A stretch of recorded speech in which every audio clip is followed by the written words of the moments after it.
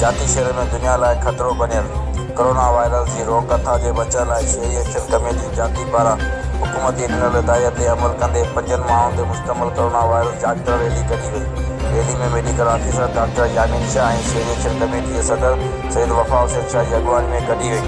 Rally शहीद मुगरबी चौक ते पहुंची जिते medical officer doctor Yameen Shah ऐं सैयद वफा हुसैन शाह कोरोना वायरस बाबति जागता कोरोना वायरस का बचाव लाइ उपाय ॿुधाईंदे मीडिया सां ॻाल्हाईंदे चयो कोरोना वायरस का बचाव लाइ पंहिंजे हथ हर अधु कलाक खां पोइ धोइणा आहिनि ऐं हथ माण्हुनि सां मिलण खां पासो कयो वञे। छिक अचण या खंघि अचण जे ते अॻियां हथु ॾियणु खपे छो जो खंघि ऐं छिक अचण जे करे जरासीम फैलजनि था ऐं पंहिंजा कपिड़ा कारे में अधु कलाक सुकाइण खपनि। उन कारण एहतियात करिणो आहे। वधीक चयो त गॾिजी 5 माण्हुनि खां पासो कयो ऐं ज़्यादा माण्हुनि गॾिजी न हलनि ऐं पीरसर उमिरि जे माण्हुनि खे घर खां ॿाहिरि निकिरण न ॾियो। असां सभिनी जो फर्ज़ु आहे वायरस जे बारे में माण्हुनि सां गुफ़्तगू कोरोना वायरस जे बारे में माण्हुनि सां गुफ़्तगू कयूं। आबिद हुसैन शाह, शाइन न्यूज़, जाती।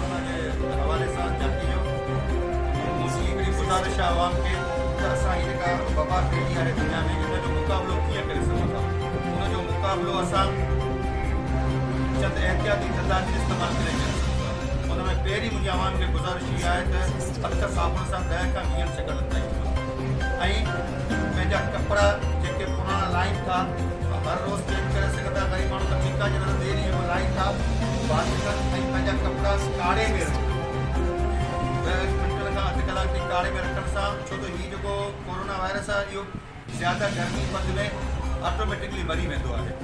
असांखे एहतियाती तदाबीर तमामु घणा इस्तेमालु करणा आहिनि। असां आइसक्रीम खां थधियुनि शयुनि खां पासो करियूं ऐं पंहिंजी सफ़ाई पंहिंजे घर वारनि जी सफ़ाई पंहिंजे माहौल जी सफ़ाई पंहिंजे पाड़े में मुकमल तौर ते पाण बि हिन शइ जो एहतियात करियूं ॿियनि खे बि इहे शइ ॿुधायूं त असां हिन बीमारी खां डिॼणो न आहे। हीअ एॾी ख़तरनाक बीमारी न आहे पर एहतियात इलाज खां बहितर आहे।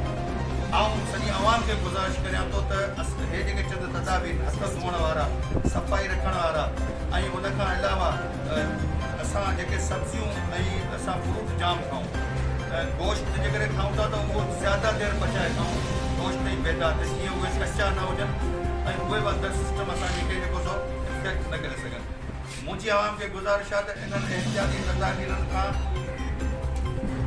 खे इस्तेमालु कंदे असां हिन कोरोना वायरस मां पंहिंजी जान छॾाए सघूं था। ॾिसो अॼु असांजे प्रेसिडेंट बि इहा स्टेटमेंट ॾिनी आहे त मूंखे चाइना जे सदर चयो त असां सभिनी असां ई आवाम सभिनी हिकु ॿिए ते वेही गॾिजी इन कोरोना वायरस जो मुक़ाबिलो कयो आहे। ॾिठ चाइना पंहिंजो कोरोना वायरस मां जान छॾाए चुको आहे पर हिन बीमारी जो इलाज को कोन्हे।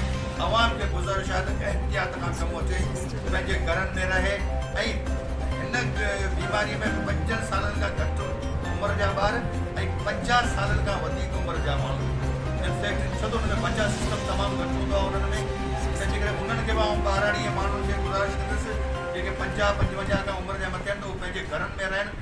कंहिं ख़ासि कम सां घर खां ॿाहिरि निकिरणो आहे त ठीकु आहे जे न त एहतियाती तौर ते पंहिंजे घर में रहनि। इनशाअल्लाह ताला असां गॾिजी सॼी हिन बीमारी जो मुक़ाबिलो कंदासीं ऐं इनशाअल्लाह हिन वबा खां अल्लाह जी ज़ात खे